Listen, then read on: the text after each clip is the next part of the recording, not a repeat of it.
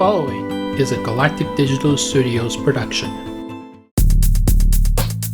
This is Sports Central, part of the Closing Tag Network.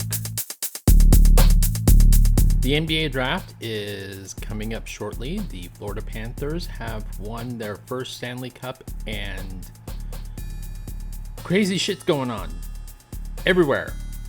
Everything all at once. Yeah.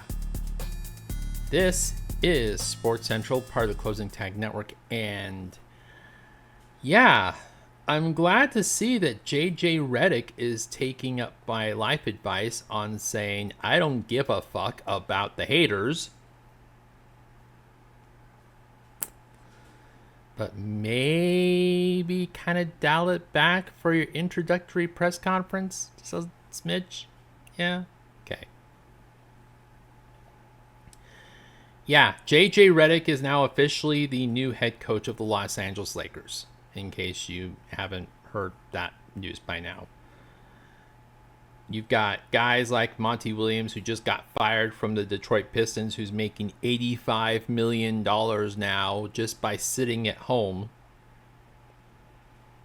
You've got guys like James Borrego, who's over in New Orleans, who's practically begging for an opportunity. You've got guys like Kenny Atkinson, who just barely got hired by Cleveland. You've got so many of these different coaching candidates, including Sam Cassell, who has won championships as a player and as an assistant coach. And yet you're choosing the guy that has had exactly zero coaching experience whatsoever on the pro or collegiate levels. Yeah, good luck with that. That tells me, really, it tells me that LeBron is staying in LA. Because if you really think about it, all the tea leaves are perfectly aligning to LeBron basically staying in LA. I mean, LA is one of the only teams that had pre-draft workouts with Bronny James. LA is still very much trying desperately to trade for any number of all-stars at this point, including Zach LaVine. Now I'll get to the Chicago Bulls here in a minute. And now they go and hire a guy whose only credential for being a head coach in the NBA on any capacity whatsoever is that he started a podcast with LeBron. Okay. And I wonder how that relationship's going to go when, not if, the Lakers inevitably fail again, and LeBron is looking for a fall guy again, because he's refusing to accept responsibility or accountability for any of his own actions again.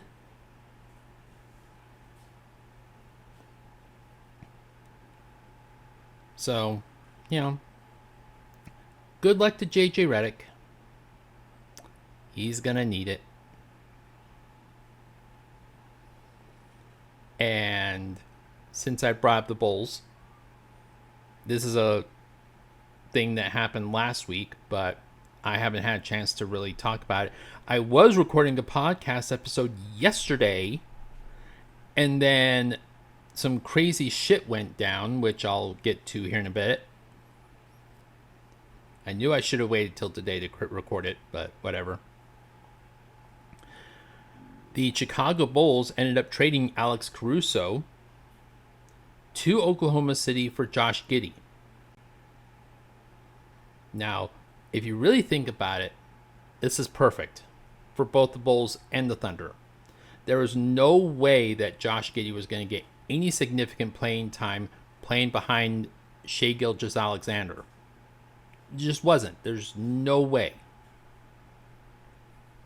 Sent him to a team like the Bulls, who, yes, they have Kobe White, and yes, they have Zach LaVine, but Giddey now has the opportunity to play for the starting point guard role, assuming that Lonzo Ball is still not healthy enough to play. Which, all kidding aside, nobody really knows if he'll ever play again. So this is a perfect opportunity for Giddey to kind of slide right on. The only other situation that I think would have been perfect for Giddey to slide into a starting point guard role and just do what he needs to do would be taking over for his fellow Aussie over in Brooklyn, who's practically robbing the Nets organization by showing up to collect his paycheck with a ski mask and a gun. No names mentioned, Ben Simmons.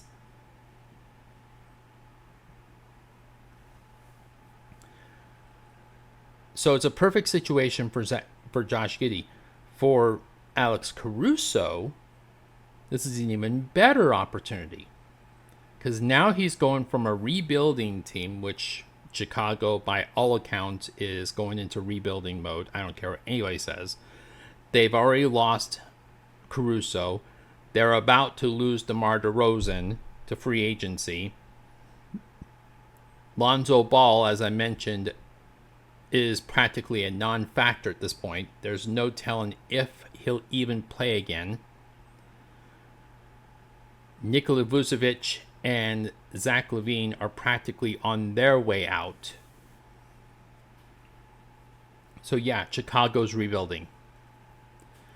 Caruso's going from a rebuilding organization like Chicago to a team that was the first seed in the Western Conference this past season. A loaded Western Conference, might I add, that had the likes of Minnesota, Dallas, Denver, Sacramento, Phoenix, all these amazing teams, the Clippers.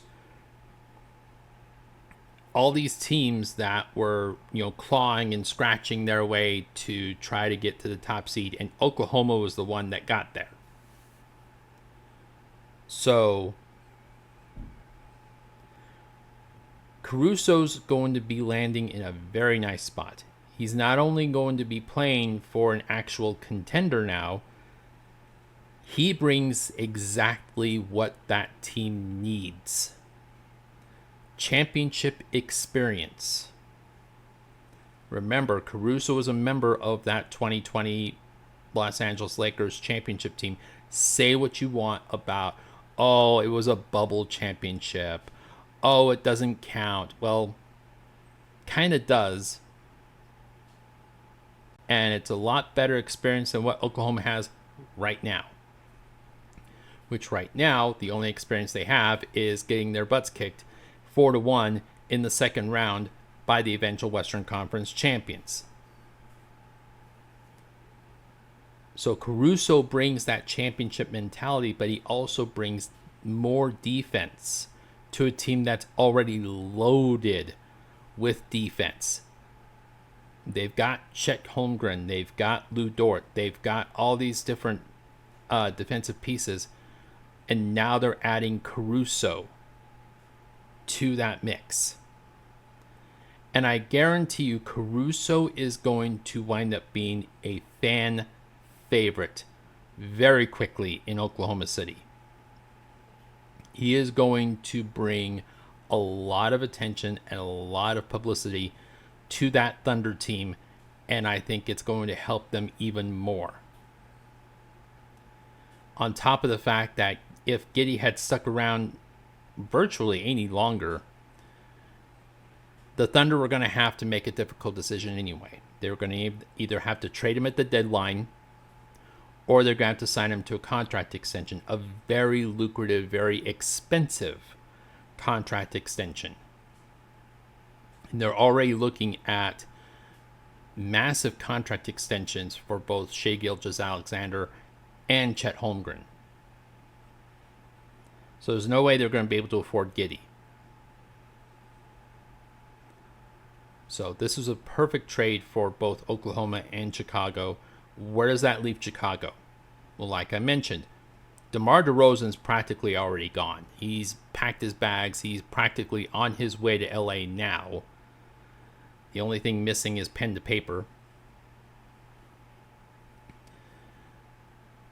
Zach LaVine may end up following him very soon, depending on what's going on with Paul George. I'll get to Paul George here in a minute. And Vucevic may or may not be on his way out as well. It all depends on what's going on with a multitude of teams. There was one team that I specifically pointed out during my series of blogs over at sports.theclosingtag.com, which I strongly suggest you go check out. And that was Milwaukee. Right now, Brook Lopez's contract is coming up due. I mean, it's not expiring in a few days, but it is expiring in just a little over a year from now. So trading Lopez at the deadline for someone that has a more long-term contract, like Nikola Vucevic, not only would help kind of re-strengthen that front line for Milwaukee, but it also gives them a better long-term solution. Because Brook Lopez, in case you haven't noticed, is not getting younger. He is definitely feeling every bit his age now. I think he's like 34, 35. Maybe older. But I mentioned Paul George. In case you haven't noticed, Paul George is also coming up on free agency. Now, he hasn't officially declared yet, but time's running out. And as much as I really don't like giving this guy any credit whatsoever, Brian Windhorst broke down the options for Paul George rather nicely. Sorry, just doing that real quick. And his options are as follows. He could either A, re-sign with the Clippers for less than the max, which he does not want to do. B, exercise his player option on the agreement that the Clippers end up trading him, which if he was to do that, he would have to do that within the next 5 days, maybe less. Or C, go sign somewhere outright for the max, which really limits his options down to virtually 2. Philadelphia and Orlando.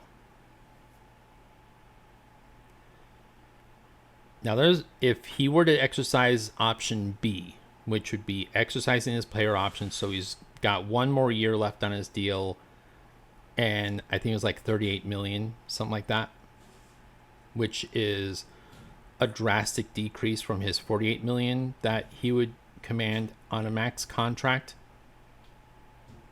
But let's play along.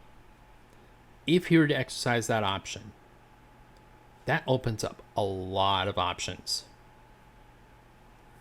He could end up going to Golden State. He could end up going to Indiana. He could go back home to Indiana. I know he calls LA home, but Indiana is where he got his break, where he got his start. So, either way, he's home either way. He could go to Chicago, kind of doing the whole Zach LaVine for Paul George swap, practically outright. He could go to Miami for Jimmy Butler. He could go to Cleveland for Donovan Mitchell. Imagine Donovan Mitchell with the Clippers. Donovan Mitchell and Kawhi Leonard on the Clippers. Wow, saying that sounds horribly wrong, but at the same time, would it really surprise anyone? He could go to Brooklyn, and Brooklyn gives them the expiring contract of Ben Simmons and a couple draft picks.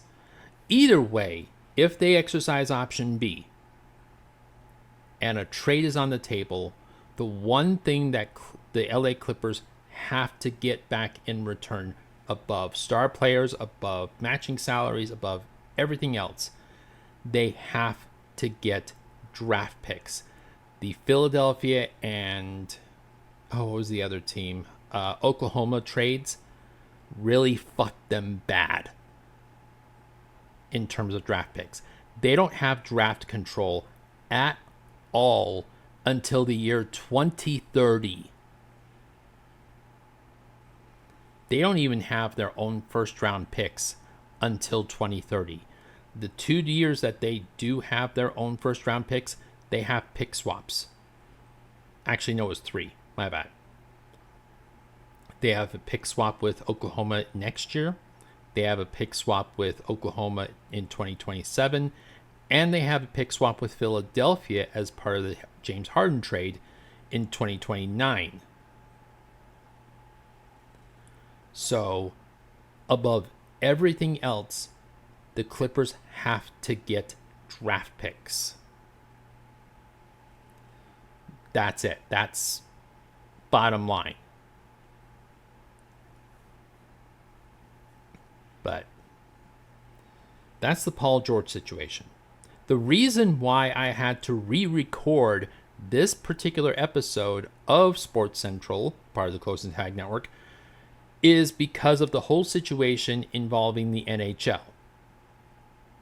First and foremost, congratulations are in order for the Florida Panthers for not choking away a 3-0 lead in the Stanley Cup Finals to the Edmonton Oilers.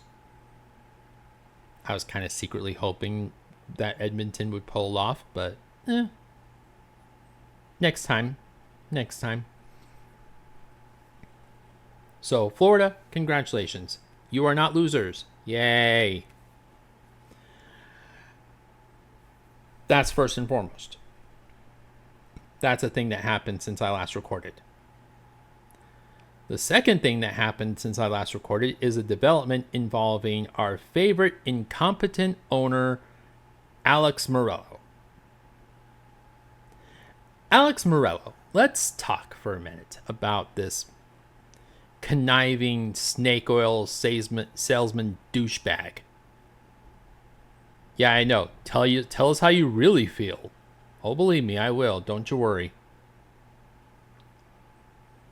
Alex Meruelo. Let's rewind the clock a little bit, shall we? Okay. 2019, Alex Meruelo decides he wants to get into the hockey business and ends up purchasing both the Arizona Coyotes of the NHL and the Tucson Roadrunners of the AHL. Then it was like either last year or the year before, Meruelo pulls the old, I need taxpayer money in order to build a new arena or I'm moving the team stunt. So he pulls that stunt with Phoenix and with, I think it was like, it wasn't Tucson, it was Tempe. Pulls that stunt. State legislatures basically push back and is like, no, we just went through this shit with the Phoenix Suns. We're not going through this shit again. And we're still paying for that nice fancy football stadium over there that the Cardinals occasionally play in. So people aren't dying of heat stroke in the middle of a football game.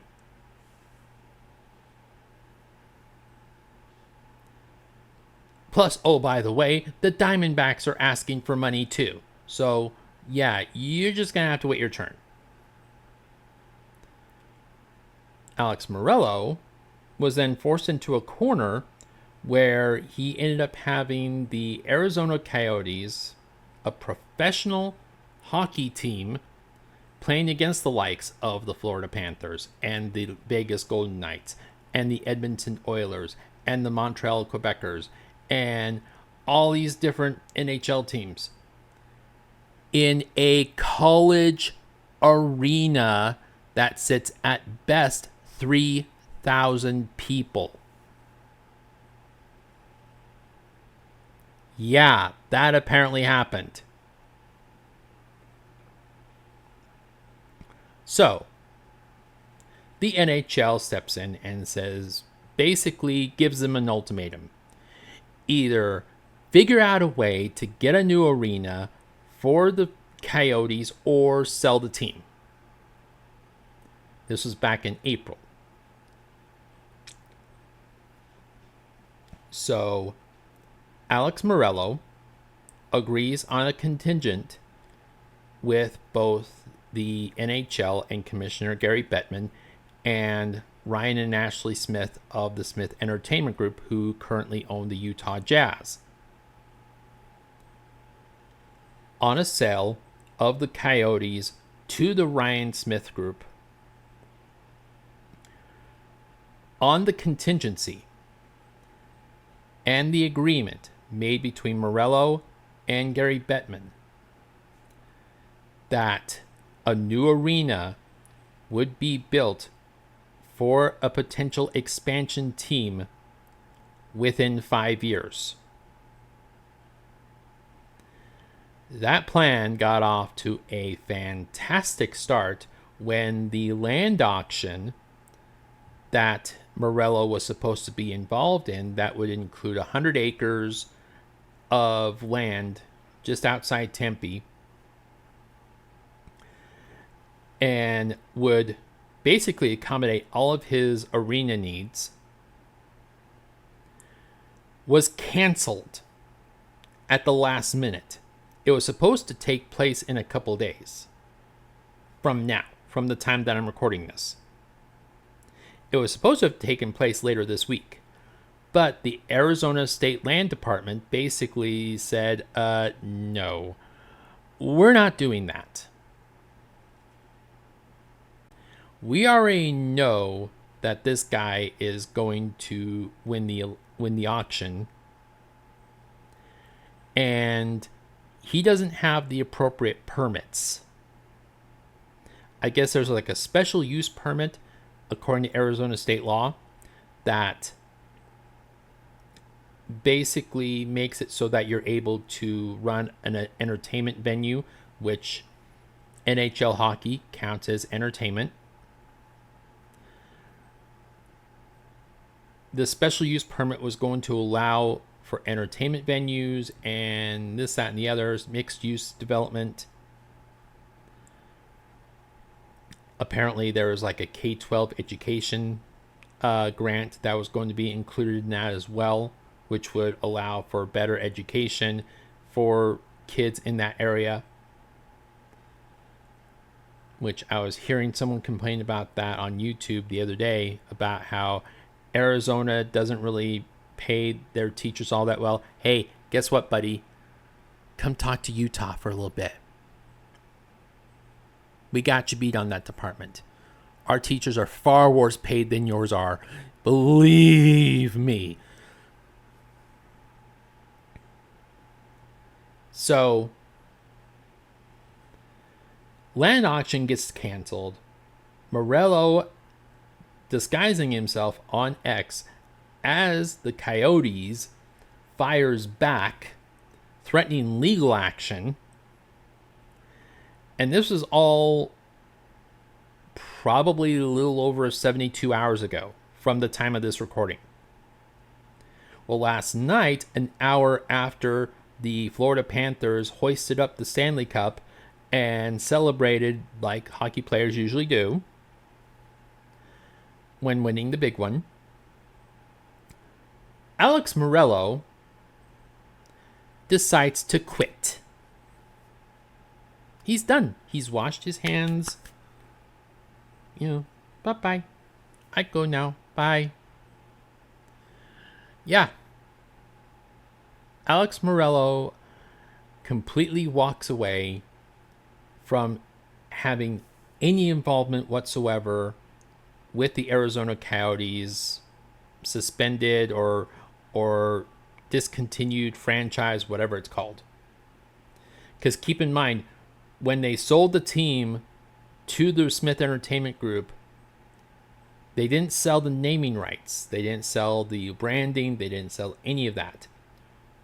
Ryan Smith, aside from the roster of the Arizona Coyotes from last year, is starting off with a fresh new team. It's like an expansion team, basically. Which is exactly what he wanted. He wanted an expansion team. Well, congratulations. Here you go. So, what does this mean for the future of hockey in Arizona and the future of the Roadrunners? Because keep in mind, he still owns the Tucson Roadrunners in the AHL.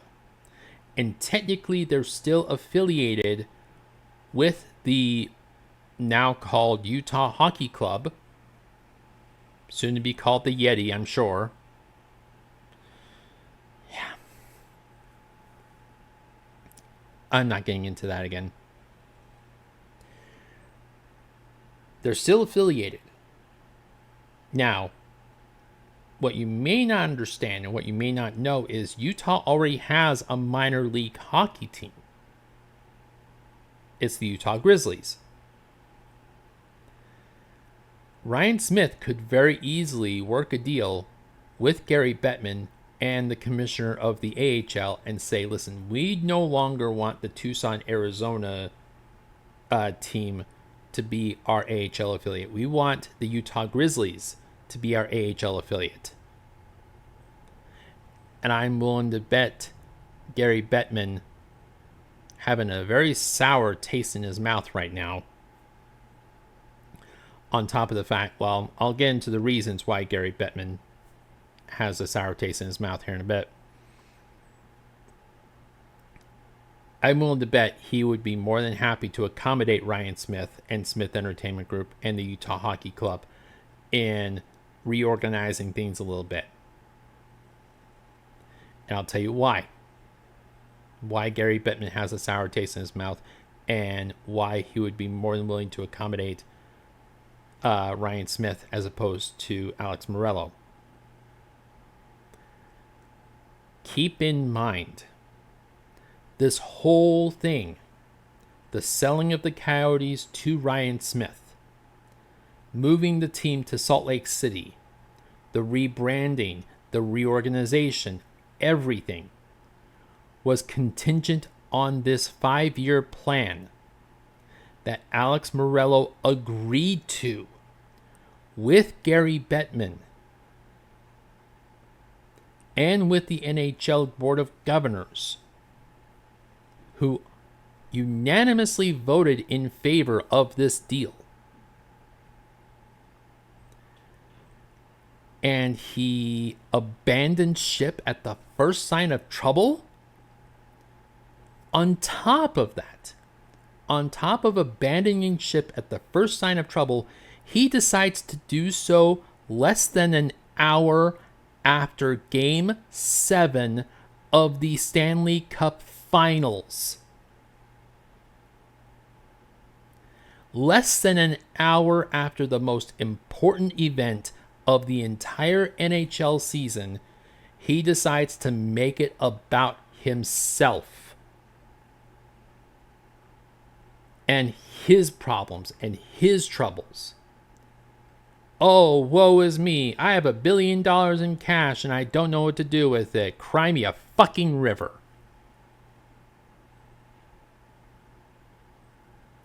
Not only that, but he has now threatened to move the Tucson Roadrunners to Reno, Nevada, leaving the entire state of Arizona without a hockey team on even a minor league level.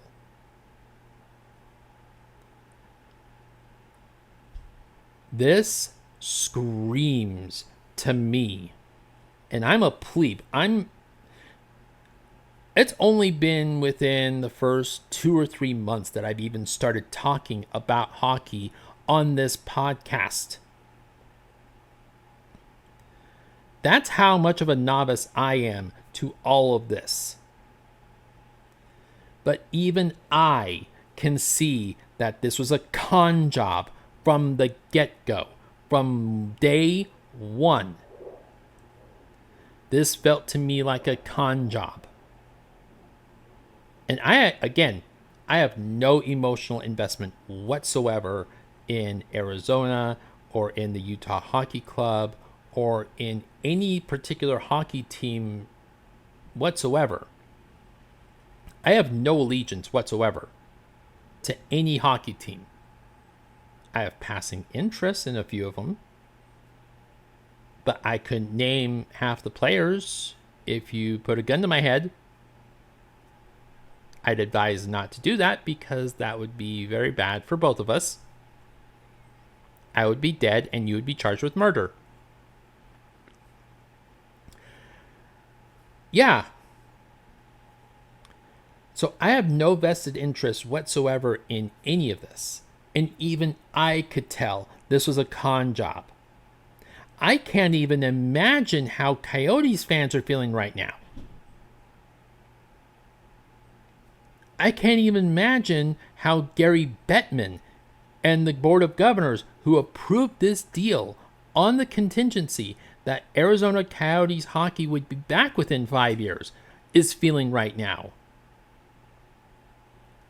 I would imagine Gary Bettman and all these governors, including Ryan Smith, by the way, who bought the team, all feel like they got played.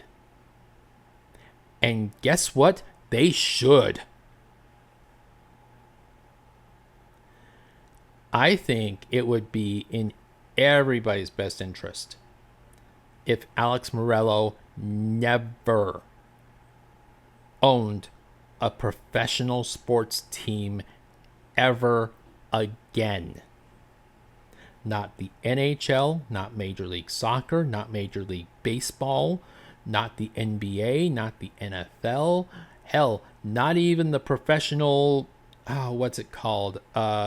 rugby league. Yes, there is a professional rugby league. Don't ask questions. Yeah. You can usually tell when an owner is in it for the money and for the financial advantages of owning a team, and when an owner is in it for the passion and for the love of the game. Jerry Jones strikes me as someone that's in it for the money. I know Cowboys fans don't like hearing me say that, but it's the truth. He doesn't care about the team. He doesn't care about how many Super Bowls he wins, even though he'll go up there and cry crocodile tears about how the Cowboys haven't won shit in 27 years. Jerry Jones strikes me as someone that's in it for the money and not for the love of the sport, not for the love of the team. If he were owning anything else that was just as profitable, he would be just as passionate about that project as well. James Dolan, up until this past year, struck me as a guy that was in it for the money. Something strange happened, and I think he's pretty much realizing that he needs to have a more vested interest in his actual sports team and not just the financial aspects of it. I think part of it also was the fact that he spent more time these last few years working on that gigantic sphere that's in Vegas. Yes, he owns the sphere. he spent more time focusing on that and less time focusing on the Knicks.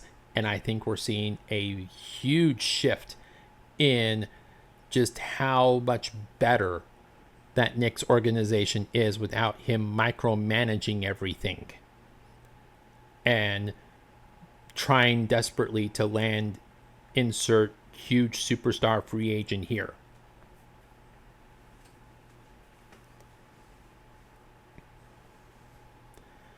I think there's a few other owners that feel, at least to me, like they're in it for the money. But there are some owners that are also in it, because they're passionate about their team. Steve Ballmer, say what you will about the guy. Say what you will about him and Microsoft and the shit show that organization is right now. Steve Ballmer strikes me as someone that's passionate about the Clippers. Because he's not in that for the money. If he wanted to throw away money, if he wanted to earn money, he would just stick with Microsoft. Microsoft's making quite a bit of money right now. The Clippers aren't making as much money as Microsoft is. And yet he's poured billions, that's billions,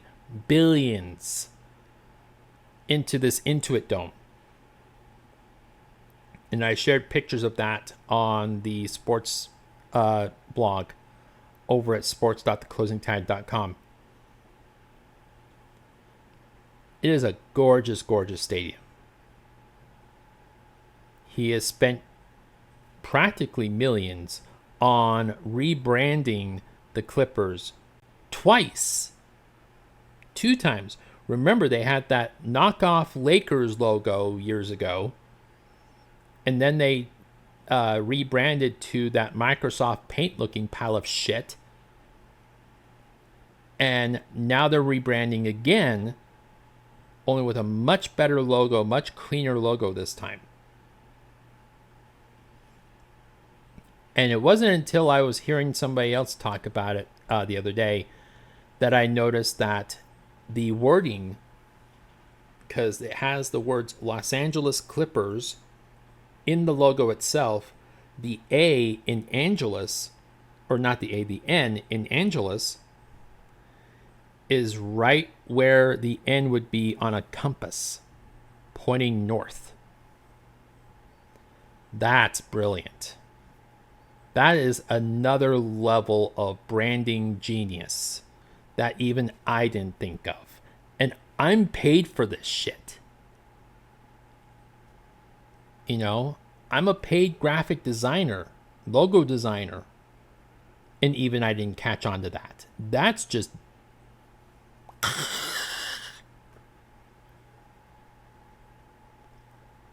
So,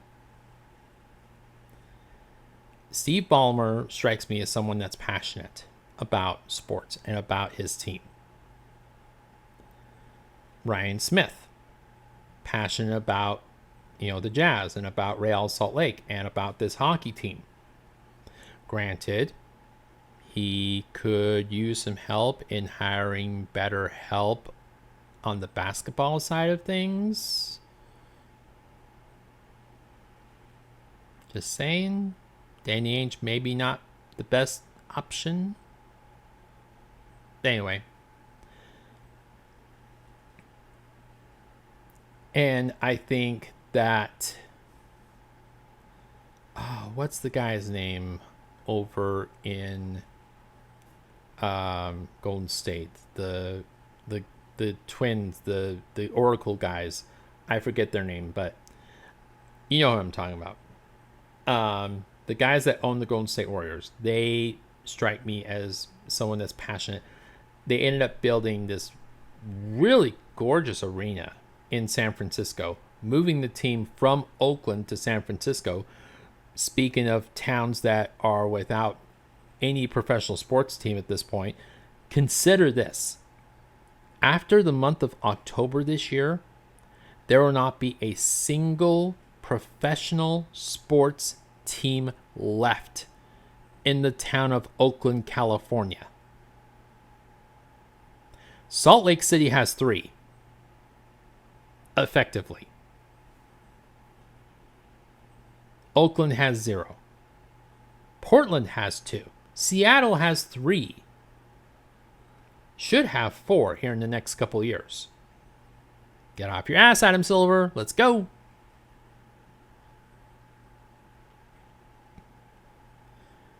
Alex Meruelo not only strikes me as someone that's in it for the money and not for the passion and the love of the game, he strikes me as a con artist. He strikes me as a snake oil salesman. He strikes me as someone that does not give a shit if he has to sell his own mother down the river for 50 pieces of silver. He's that kind of skeezer. He's that kind of con artist. He's in that same vein as the My Pillow guy and Donald Trump and all these other rich billionaires, Elon Musk. He strikes me as that type of a billionaire. There are good billionaires and then there are bad billionaires. Billionaires that would sell pretty much anybody and everybody if they felt they could get away with it. And Alex Meruelo is in that second category. Fuck him. Plain and simple. And again, I have no emotional investment in Arizona or the Coyotes or any of that. And now that the former Coyotes is owned by a guy that will actually, do the right thing and try to at least, institute a good hockey team in Ryan Smith, I think the Utah Hockey Club or the Utah Yeti or the Utah Outlaws or the Blizzard or the Storm or whatever they're called a year from now, I think they're going to do just fine. I think they'd be a lot better off than they were before. You're not going to see results overnight. It's going to be rough for the first year, maybe 2 years. But positive change is coming to this team, to the Utah Hockey Club. We're already seeing it with the branding and with the colors. Ryan Smith is fully dedicated to making this work. And I fully support and trust that he is going to do what it takes to make this work. Unlike some people not named or no names mentioned, Alex Meruelo.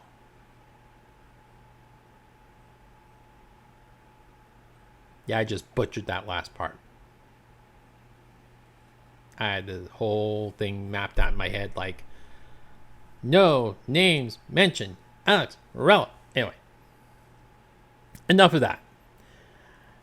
If you are interested in donating, donation button in the upper right hand corner of theclosingtag.com. Well, it's more of a link than a button, but you get my point. It's clickable. It's all clickable. Go click on it and donate as little or as much as you want. I would greatly appreciate that. I would also greatly appreciate you leaving a review on Spotify. Reviews are open. If you're watching this on Facebook, like, share with friends, comment, let me know how I'm doing. Is the microphone still giving issues? And if you're watching this on YouTube, like the video, comment below, same thing as Facebook. Subscribe to the channel, hit the bell for notifications. That way you're notified every time there's a new video or a new reel. Well, I guess they're called shorts on YouTube. I get the two confused. But you get my point. Anytime you're notified, or anytime that a new video or new short is dropped, you're notified, you're on top of it, you get your push notifications on your phone, the whole 9 yards. It's all good. And I want to thank everyone for liking, for listening, for downloading, for donating, for doing everything you can to help support this endeavor. Your efforts are not going unnoticed. I'm seeing the views continuing to go up on my reels and my shorts, which is awesome. Thank you. I appreciate that. And until next time, which at this rate will probably be in a few days, remember to include your closing tags, as my mouse is now dead. Thank you.